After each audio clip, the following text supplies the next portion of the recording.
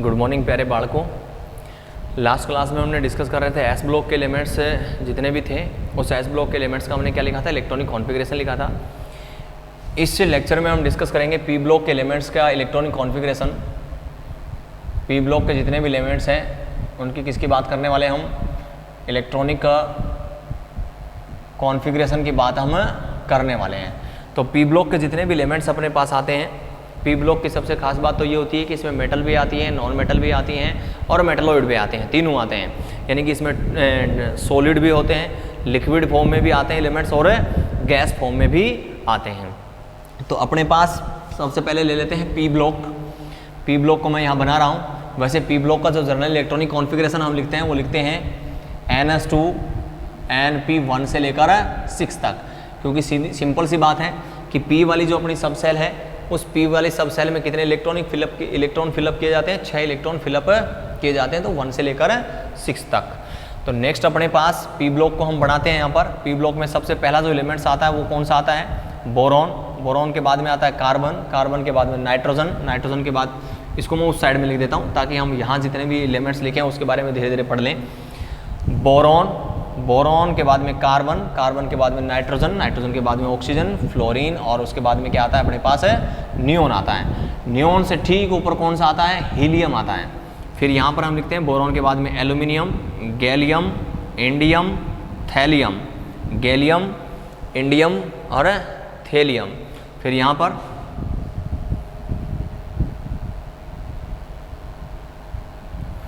आते हैं अपने पास कार्बन, सिलिकॉन, जर्मेनियम, टिन और लेड। उसके बाद में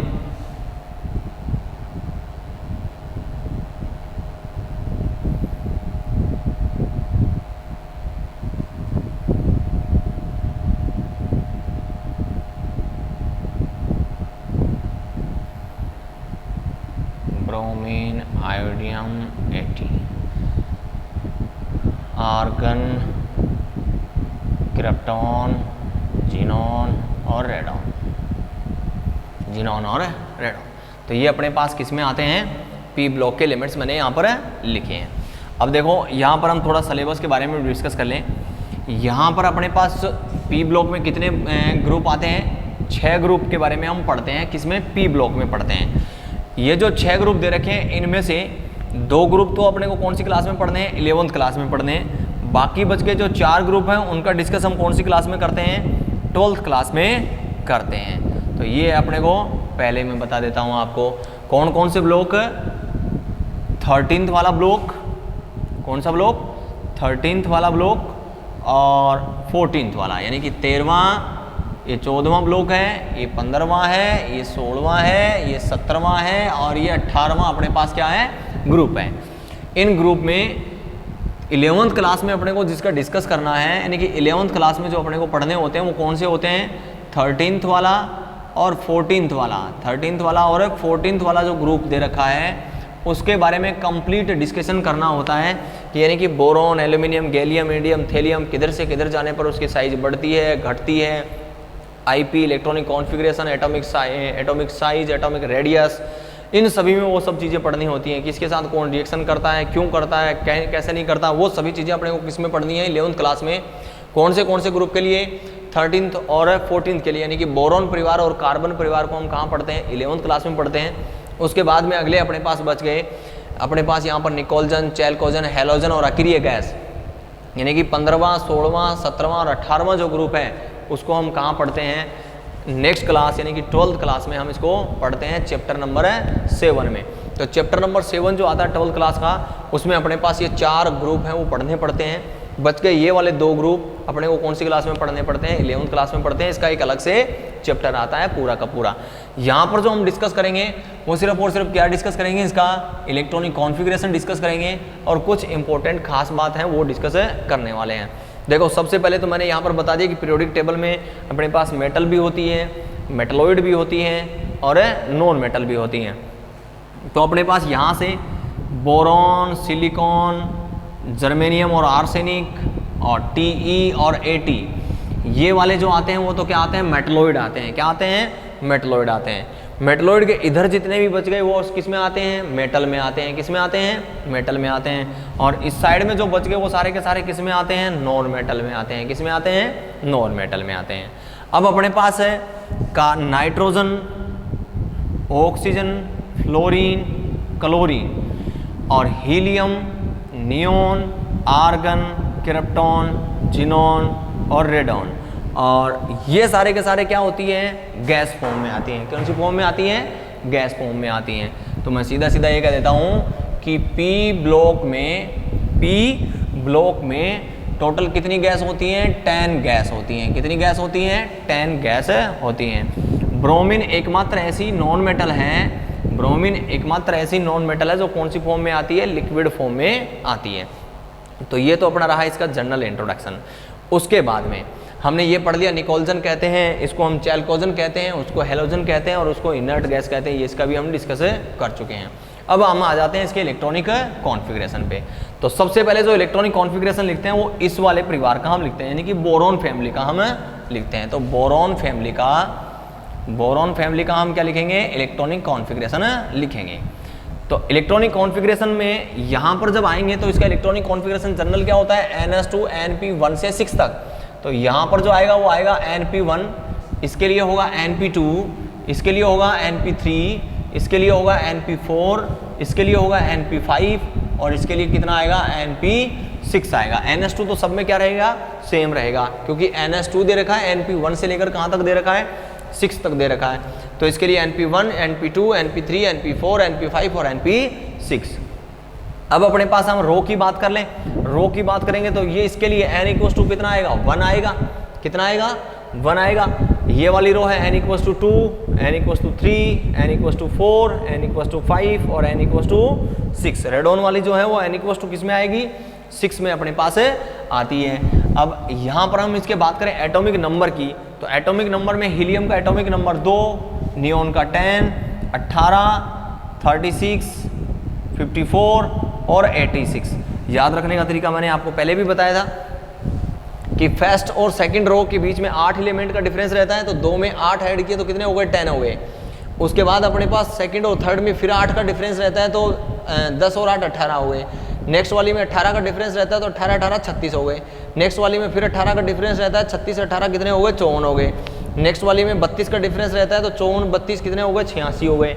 और फिर वाली में नेक्स्ट वाली में 32 का डिफरेंस रहेगा n इक्वल्स टू 7 वाली में, जिसके लिए यहाँ पर जो एलिमेंट आएगा वो कितने पे आएगा, 118 पे आएगा। किस पे आएगा, 118 पे अपना लास्ट एलिमेंट आएगा। तो ये तो हो गया इसका एटॉमिक नंबर और उसके नंबर ऑफ सेल, यानी कि नंबर ऑफ पीरियड जिसको हम बोल सकते हैं। तो यहाँ पर बोरॉन के लिए आ जाते हैं, बोरॉन फैमिली के लिए। तो बोरॉन फैमिली का जनरल इंट्रोडक्शन, इलेक्ट्रॉनिक कॉन्फ़िगरेशन क्या हो गया, NS2 NP1, NS2 NP1, यानी कि NS2 तो सब में सेम रहेगा और ये इसके लिए क्या आ जाएगा, NP1 आ जाएगा। तो सबसे पहले बोरॉन के लिए लिखें, बोरॉन का electronic configuration number of atomic number कितना होता है, 5 हो गया।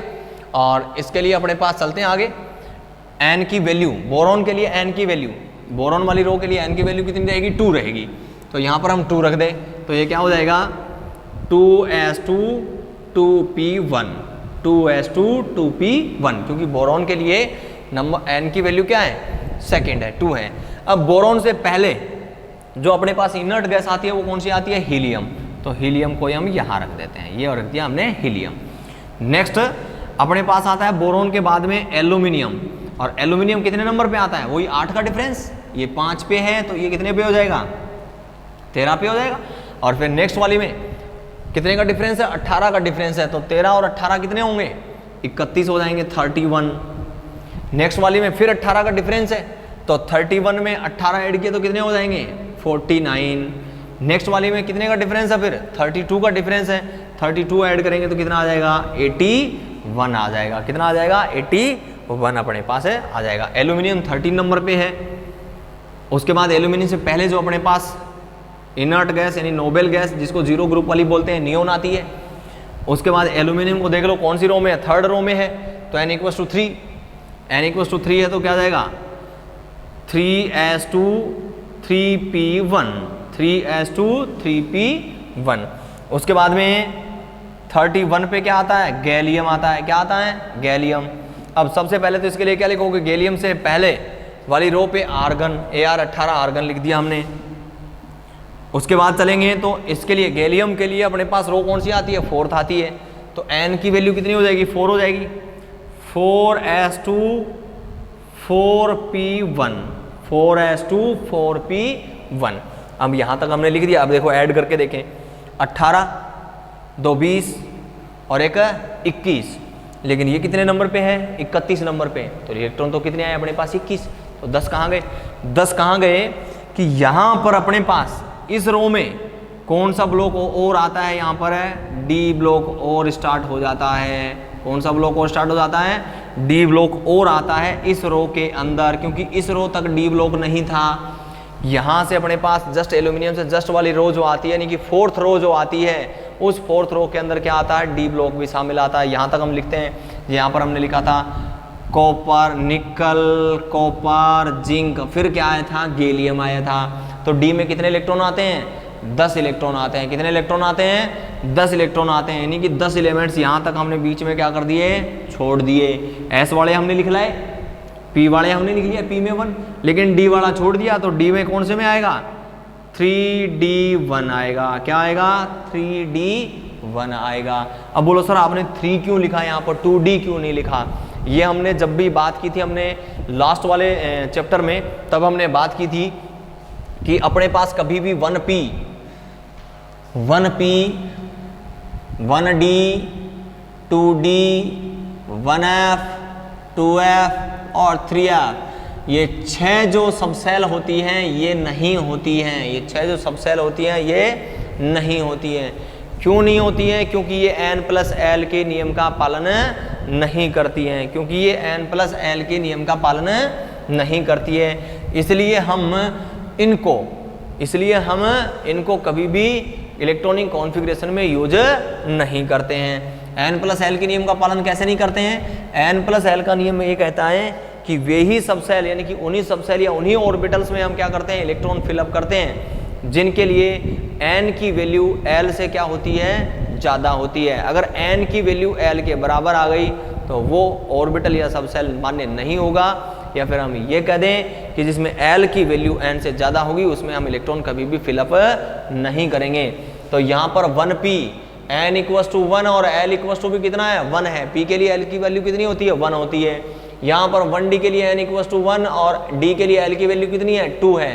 तो यहाँ पर दोनों की वैल्यू बराबर, यहाँ पर l की वैल्यू क्या है, ज़्यादा है, इसलिए ये ऑर्बिटल संभव नहीं है। जैसे इसकी हम बात करें तो यहाँ पर n की वैल्यू 2 और l की वैल्यू भी कितनी है, 2 है, तो संभव नहीं है। यहाँ पर n की वैल्यू 1 और f के लिए l की वैल्यू कितनी होती है, 3 होती है, तो ये भी ऑर्बिटल संभव नहीं है। तो ये वाले जो ऑर्बिटल यानी सबसेल हैं वो संभव नहीं है, जिसमें इलेक्ट्रॉन हम फिलअप नहीं करेंगे।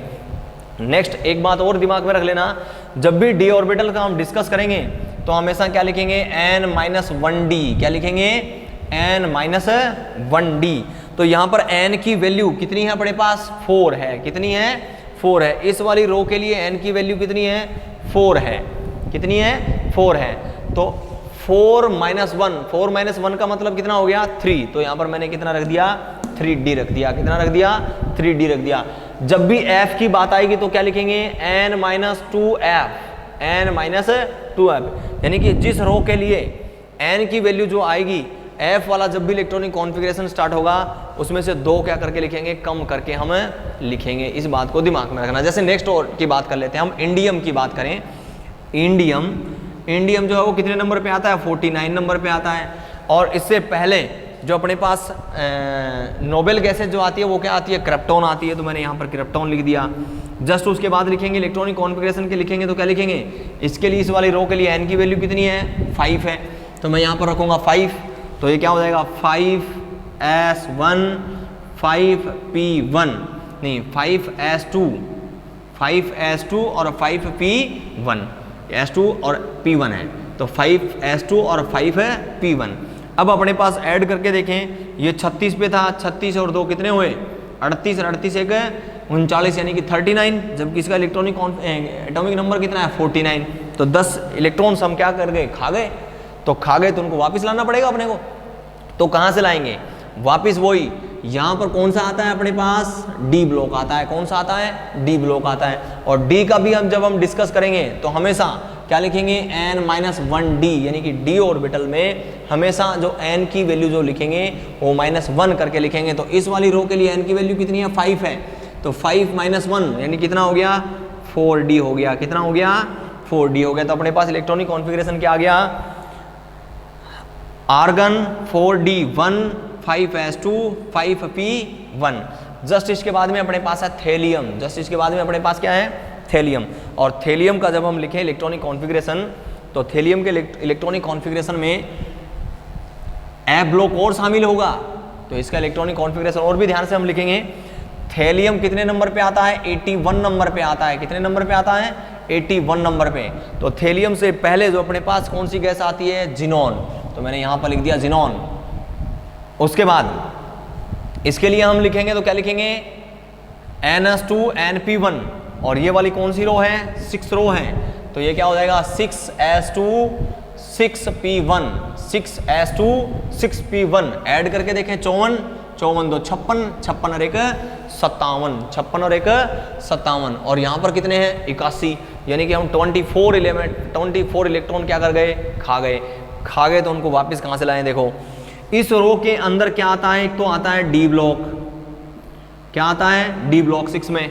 और इसी के अंदर क्या आता है, बीच में यहाँ पर लेंथेनम के बाद में जो 14 एलिमेंट्स 14 जो एलिमेंट्स आते हैं वो जिसको उठाकर हमने कहाँ रख देते हैं, पीरियोडिक टेबल के नीचे रख देते हैं। तो वहाँ पर अपना क्या आता है, एफ ब्लॉक आता है। तो अपने पास डी ब्लॉक और एफ ब्लॉक इस रो से क्या आते हैं, पहले आते हैं। तो डी में हम लिखेंगे तो क्या लिखते हैं हमेशा, n-1d। और f की जब हम बात करते हैं तो क्या लिखते हैं, n-2f। तो इस रो के लिए n की वैल्यू कितनी है, 6 है। तो यहाँ पर मैं लिखूँ 6, तो 6 - 2 कितना हो गया, 4। तो ये क्या हो गया, 4f। और f में कितने इलेक्ट्रॉन भरे जाएंगे, 14। यहाँ पर मैं 6 लिखूँ तो 6 - 1 कितना हो गया, 5। और 5d, d में कितने भरे जाते हैं, 10। अब देखो कैलकुलेट करके देखें, अपने पास 54 को 14 के साथ ऐड करेंगे तो 68 में 10 ऐड करेंगे तो कितना हो जाएगा, 78 में 2 ऐड करें कितना हो गया, 80 में 1 ऐड किया कितना हो गया, 81। कितना हो गया, 81। तो थेलियम का इलेक्ट्रॉनिक कॉन्फ़िगरेशन अपने पास क्या आएगा, जिनॉन 4f14 5d10 6s2 और 6p1। ये इसका क्या रहेगा, जर्नल इलेक्ट्रॉनिक कॉन्फ़िगरेशन रहेगा। क्या रहेगा, जर्नल इलेक्ट्रॉनिक कॉन्फ़िगरेशन रहेगा। तो यहाँ पर हमने कौन सी फैमिली की बात की, बोरॉन फैमिली की बात की, बोरॉन फैमिली के जर्नल इंट्रोडक्शन की बात की। जस्ट इसके बाद में, बोरॉन फैमिली के बाद में हम किसका डिस्कस करेंगे, कार्बन फैमिली का डिस्कस करेंगे। धन्यवाद।